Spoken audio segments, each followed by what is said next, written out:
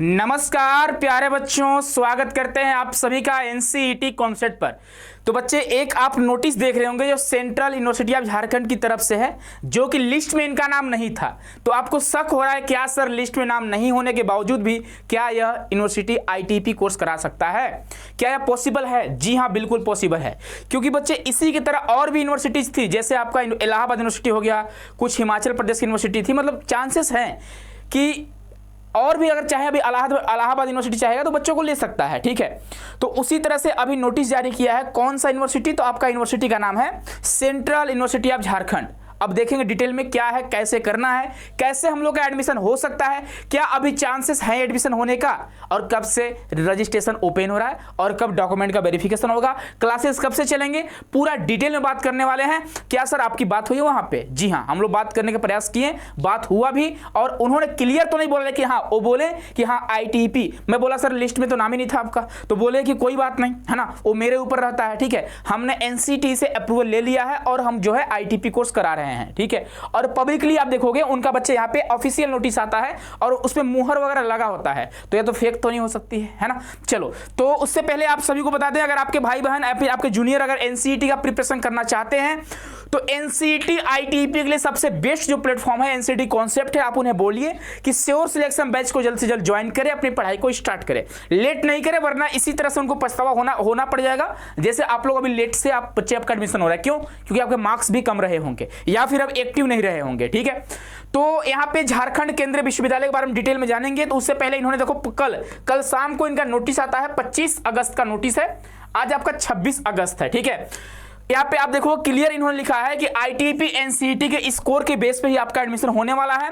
और registration fees की बात करेंगे तो नॉन रिफंडेबल फीस है। ठीक है, कितना फीस है? तो अनरिजर्व कैटेगरी ओबीसी ईडब्ल्यूएस का 800 रुपए है, और एससी एसटी वाले बच्चों का 400 रुपए है, और आप यहाँ पे देखो पीडब्ल्यूडी कैटेगरी वाले बच्चों का 200 रुपए है। ठीक है, यहाँ पे फीमेल कैंडिडेट यानी लड़कियों के लिए भी 200 रुपए, गर्ल्स के लिए 200 रुपए रजिस्ट्रेशन फीस है। ठीक है, रजिस्ट्रेशन कब से स्टार्ट होगा?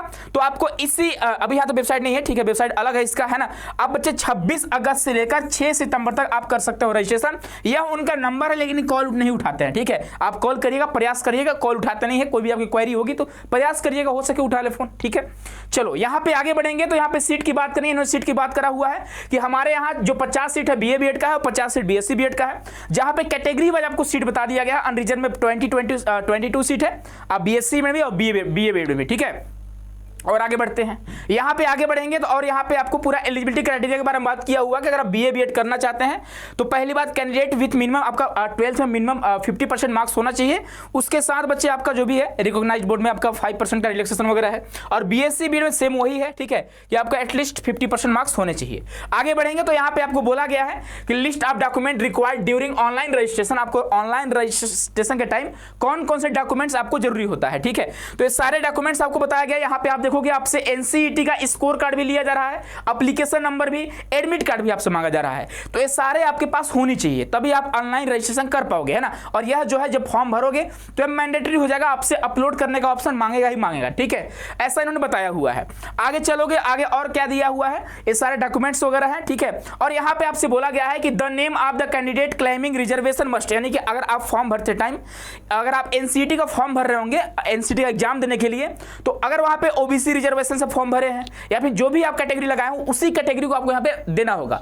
आप सोचोगे सर हमने जनरल से फॉर्म भरा था, अब मुझे सर ओबीसी से एडमिशन लेना तो नहीं हो पाएगा। ठीक है, सेम टू सेम उसी तरह जो था वो पहले वैसा ही होना चाहिए। और यहाँ पे डॉक्यूमेंट वेरिफिकेशन की बात किया गया है। ठीक है, कि list of document required during offline counselling cum admission process, है ना। The applicants must produce the following documents in original along with one set of self attested photocopies, है ना, for each programme at the reporting centre. ठीक है, जब आप जाओगे offline verification कराने तो सारे डॉक्यूमेंट्स आपके पास मतलब फोटोकॉपी के रूप में और ओरिजिनल भी होना चाहिए। ठीक है, आपको एक फोटोकॉपी और एक ओरिजिनल आपको साथ में लेकर जाना होगा। ये सारे डॉक्यूमेंट्स वगैरह आप खुद से पढ़ सकते हो। ठीक है, और आगे बढ़ेंगे यहाँ पे, है ना। अभी जो रजिस्ट्रेशन करोगे आप ना, उसका भी आपको एप्लीकेशन फॉर्म रखना होगा। ठीक है, साथ में जब डॉक्यूमेंट का वेरिफिकेशन कराने जाओगे।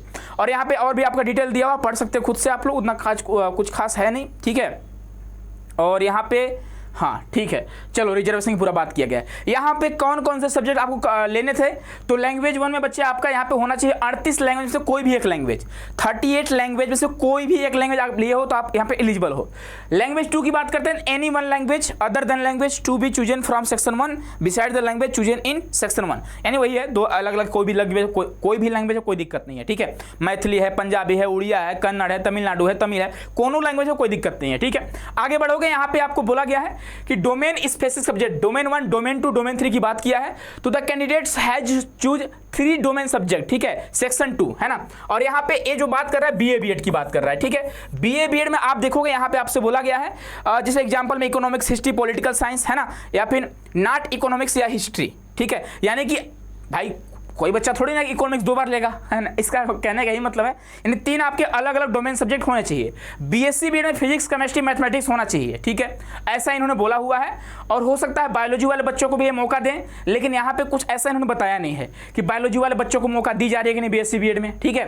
वैसे चांसेस है कि बायोलॉजी वाले बच्चों को दें, लेकिन इन्होंने क्लियर नहीं किया हुआ है, ठीक है। यहाँ पे आप देखोगे, यहाँ पे लिखा है subject 1 domain subject, subject 1, subject 2 any other subject but it should be different, ठीक है। Subject 3 any other subject but it should be different from subject. यहाँ पे बायोलॉजी वाले बच्चे भी एलिजिबल हैं, क्यों? क्योंकि एक तो एग्जाम्पल दिया है ना जी, यह तो एग्जाम्पल दिया है, तो अगर आपके बायोलॉजी भी होंगे तभी आप एलिजिबल रहोगे, ठीक है। और इतना बड़ा यूनिवर्सिटी नहीं हो गया है कि बायोलॉजी वाले बच्चों को न मौका दे, है ना। अगर नहीं देगा तो बहुत बुरी बात है, ठीक है, अच्छी बात नहीं है।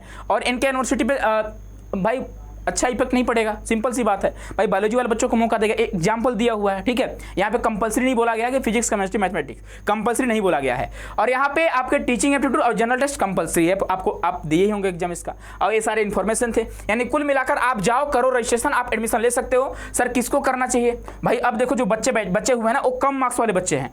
मुझे लगता है 150 से ऊपर अगर आपके मार्क्स आ रहे हैं बीएससी बीएड, बीए बीएड में, तो आपको सेंट्रल यूनिवर्सिटी ऑफ झारखंड में अप्लाई करना चाहिए। अगर आपके 150 के आसपास स्कोर आ रहे हैं तब, और ये जो मैं बात कर रहा हूं जनरल कैटेगरी की बात कर रहा हूं। अगर ओबीसी, ईडब्ल्यूएस, एससी एसटी और पीडब्ल्यू कैटेगरी वाले जो बच्चे हैं, अगर कम भी नंबर होगा फिर भी आप अप्लाई कर सकते हैं, ठीक है। तो कुल मिलाकर जान लीजिए फाइनली क्या है बच्चे, फाइनली आप समझिए कि जो सेंट्रल यूनिवर्सिटी ऑफ झारखंड है वह आईटीपी कोर्स ही करा रहा है। वो पहले से भी बीए बीएड, बीएससी बीएड कराता था, लेकिन उसी बीए बीएड, बीएससी बीएड को अब बच्चे आईटीपी में ले रहा है। यानी जो बच्चे एनसीटी का एग्जाम दिए रहेंगे वही यहाँ पे बीएससी बीएड और बीए बीएड कर पाएंगे। यहाँ पे बीकॉम बीएड की सीटें नहीं है। तो जिन बच्चों के कम मार्क्स आ रहे हैं, आओ जाओ अप्लाई करो भाई, 50-50 सीट है, 50 सीट बीए बीएड में, 50 सीट बीकॉम बीएड में, ठीक है। तो झारखंड वाले बच्चे भाई तैयार हो जाओ, है ना। आपके भी स्टेट में यूनिवर्सिटी आ गया है, बिहार वाले बच्चे भी जा सकते हैं, यूपी वाले भी चले जाओ भाई, ठीक है। तो आई होप कि चीज़ें आपको समझ में आ गई होगी। और ये है ना कंफर्म न्यूज़ है, ठीक है, और एकदम समझिए करेक्ट न्यूज़ है, कोई दिक्कत की बात नहीं है। आप एडमिशन लीजिए, जाइए फॉर्म भरिए, रजिस्ट्रेशन करिए, मेरिट लिस्ट वगैरह आएगा इनका, और आप जाकर एडमिशन लीजिए। मिलते हैं बच्चे नेक्स्ट वीडियो में। खुश रहिए, मस्त रहिए, स्वस्थ रहिए, और परेशान मत होइए, धीरे धीरे और भी यूनिवर्सिटीज ऐड होंगी, ठीक है। बहुत बहुत धन्यवाद आप सभी का।